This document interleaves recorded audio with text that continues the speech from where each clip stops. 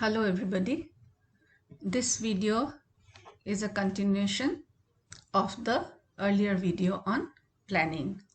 So this is part 2, and in this we are now going to discuss the strategic planning process. This is a diagram that gives you a holistic sense of how the entire planning process happens. Any organization that is doing planning is going to receive inputs from the environment, and some of these inputs also come in as feedback from the previous plans that were executed. The organization is affected by its management styles and the goals that it has set for itself. The organization will first look into its existing scenario. What are the opportunities and threats that it sees in the scenario? And then it will make an assessment of its future. Then it will do a resource analysis. It will find out what kind of resources it has and will find out what are the strengths and weaknesses. So after doing this analysis, SWOT, that is the SWOT analysis, strength, weakness, opportunities, threats, the organization is going to come up with alternative strategies. And from here it will evaluate and choose one. Then it is implemented. And when it is implemented, we continue to monitor it. So that is the control process. And you can see this broken line which is going from implementation as well as from the control. It is going and joining the inputs. So these are the inputs that go and help in the next round of planning. This SWOT, if you write it in the reverse order, it becomes TOWS, the TOWS matrix. Strengths and weaknesses are internal to the organization, while opportunities and threats are external to the organization. So you will have a combination and it comes in this grid. The first box that you see is where the organization has strength and there are many opportunities in the environment. So when this is the scenario, the organization can continue to be very aggressive, make use of its strength and take advantage of all the opportunities that are there in the environment. But if there are opportunities and the organization does not have so much of strength, so these weaknesses is more than the strength. Therefore, the organization will have to try to work on its weaknesses, develop itself so that it becomes a strength, and then it can do this aggressive business. Remember, strengths and weaknesses are internal factors, so they are basically resources. And your resources could be manpower, it can be money, it can be the technology. So these are some of the examples. And if you have strength in these resources and there are opportunities, then you are in this first box. If your resources are not very strong, you are in the second box. So work on strengthening your resources, then you can move to this first box. Let's go to the third one. Suppose the company has strengths, but there are a lot of threats in the environment. So the strategy would be that you must try to defend your territory. If you cannot expand it, all right, because there are too many threats in the form of competition. So therefore, the best strategy would be to defend your territory, and this is a defensive strategy. The fourth box is the worst box, if I may say. There are a lot of weaknesses in the organization and there are many threats in the external environment. So you will not be able to survive. You have two options. Either you relinquish, you give up your business, or you join hands with somebody, create a joint venture, and in this way you can continue to do your business. So this was about the Tau's matrix. Let's move to another kind of analysis, which is called industry analysis, and it was given by Michael Porter. So we call it the Porter's framework. Porter said that there are 5 forces acting on a company at any given point of time. Let's start with the central box, competition among companies. So similar products are competing amongst themselves. So this is the central box. Then you can have threat of new companies. A new company may come in and offer similar products. And you can have possibility of substitutes. So whatever product you are offering, there could be substitutes of that product. On the left hand side, you can see bargaining power of suppliers. These are the people who are supplying raw materials to your organization. And on the right hand side, you can see bargaining power of customers. Now, whether you can survive depends on whether the company has cost advantage or if there is product differentiation. If you have cost advantage, it means that you are producing at the least possible cost, and so therefore you are selling also accordingly. Then you will have a distinct advantage. Or the second is that there is product differentiation. So it is the same product, but it is a highly differentiated product, and people are willing to pay a price for this premium product. So therefore you can make profits. Now let's look at these boxes again. This threat of new companies. Whether a new company can enter into the existing market depends on cost structure, economies of scale, and entry barriers. So cost structure is at what price can you produce this particular product. Economies of scale, we all know that when you achieve economies of scale, then your cost of production per unit comes down. But what is the time frame that is required for achieving economies of scale? If you take a very long time, then it is not making sense for a new company to enter into the market. Entry barriers. If a new company wants to enter into the market, it has to incur a lot of fixed cost in terms of setting up the company. If the cost of setting up this company in terms of the manufacturing facility or any other things, if the cost is very, very high, then the entry barrier is high. So companies will think twice before deciding to enter into the market. Or in other words, if the cost structure is high, if it takes a long time to achieve economies of scale, if the entry barriers are high, then this threat of new companies is going to be low. On the other hand, let's look at the bargaining power of suppliers. If your suppliers are few, then they will have a monopoly. So their bargaining power will be higher.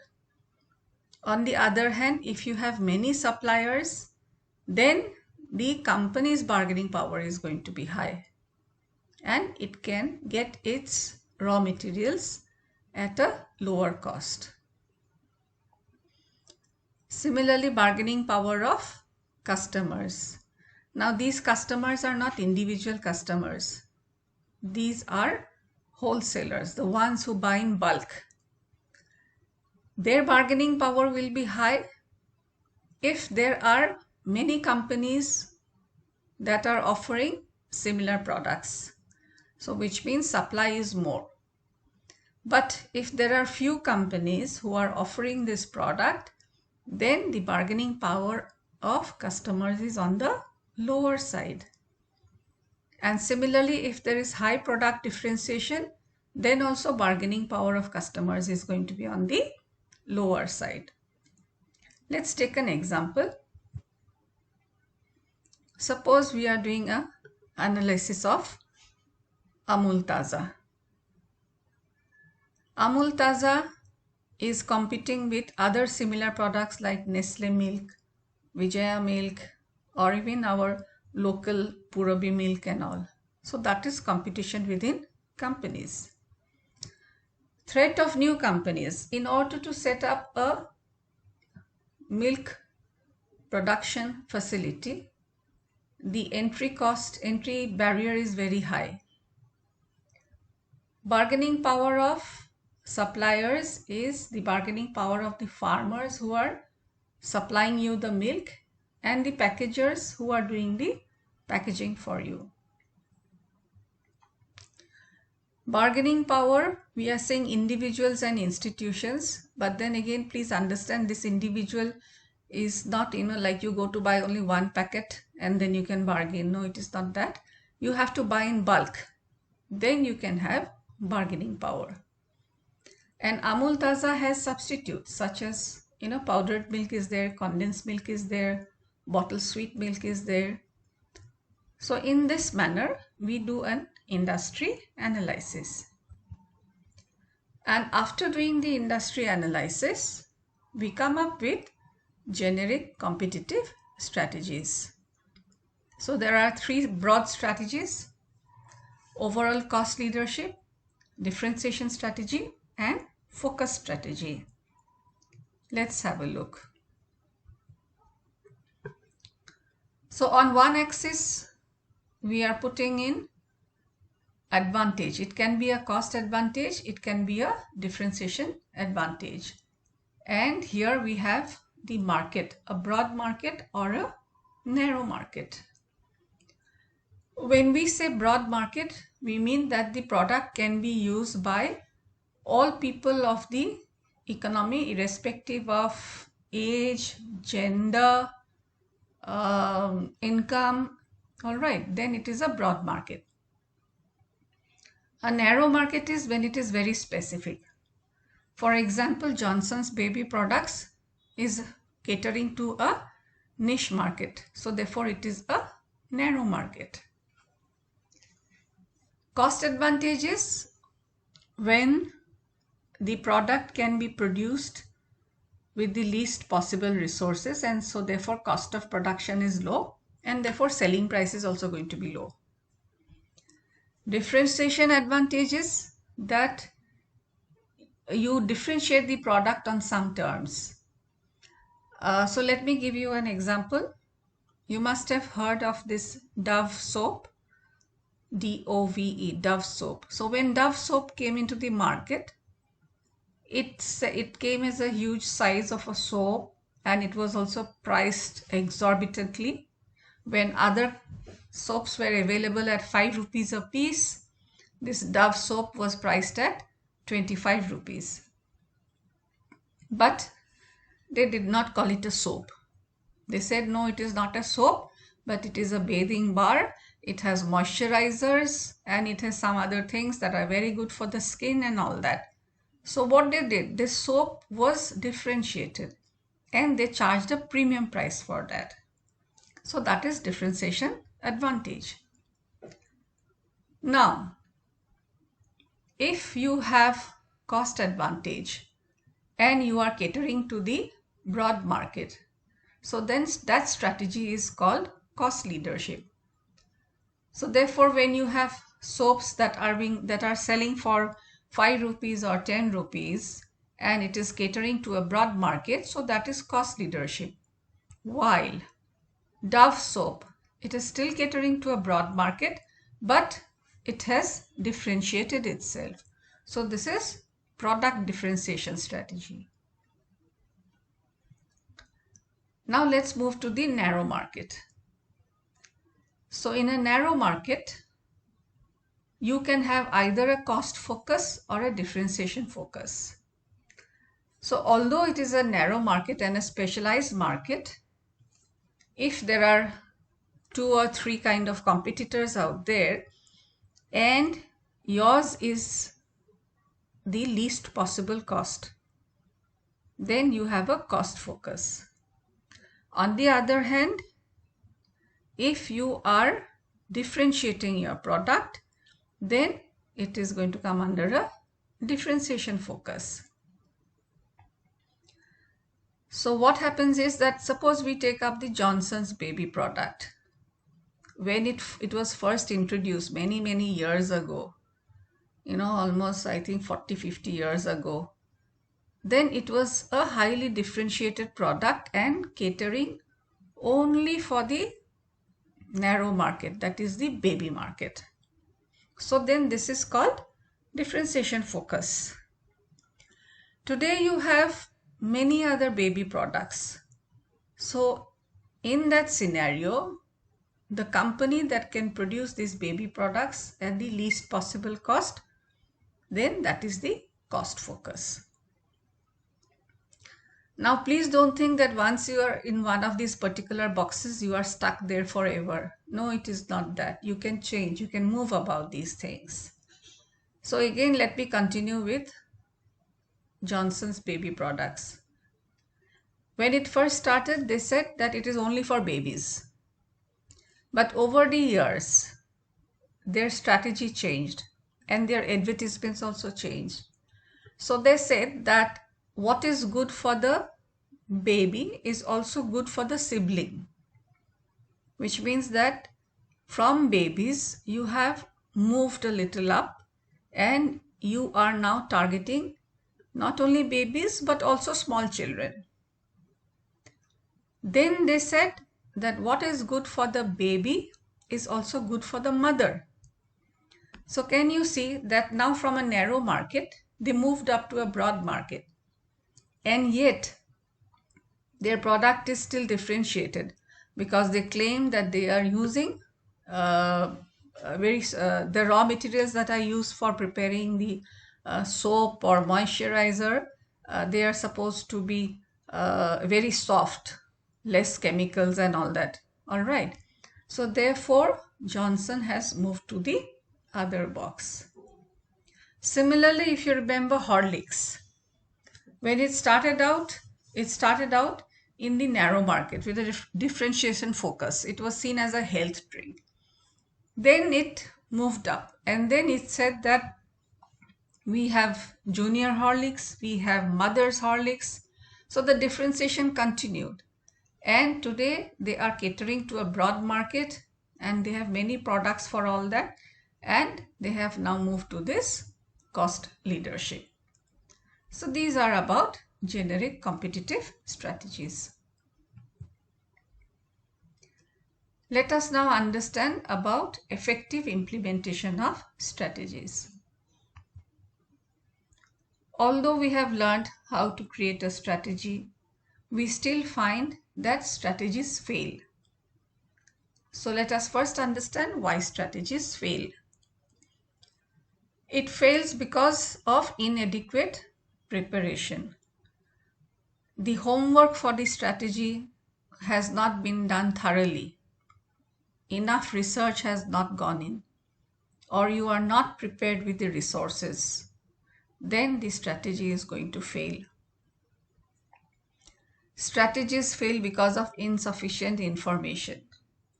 If you remember in the previous video, I used the word planning premises. So that is the assumption that we make about the environment. So if our information was limited, which means our assumptions of the environment is also limited, and therefore it is very likely that our strategy is going to fail. Third is vague goals. Goals have to be specific. Goals have to be objective, measurable, and they are time sensitive. If we do not have the clarity on the goals, we will not know how to achieve it and when to achieve it. Then business units are not defined clearly. all the business units have a role to play in the achieving of this goal that we have set. So if the roles are not clearly defined, they will not know how to contribute. Review of strategic plans not done effectively. From time to time, we must do a review and check whether we are moving as we had planned or not. If you remember, in the earlier video, we talked of management by objectives, where we said that we must recycle objectives. In other words, we said there has to be a review which is happening either on a monthly basis or on a quarterly basis. And finally, insufficient link between planning and control. Again, in the previous video, in the beginning, I had said that planning and controlling go together.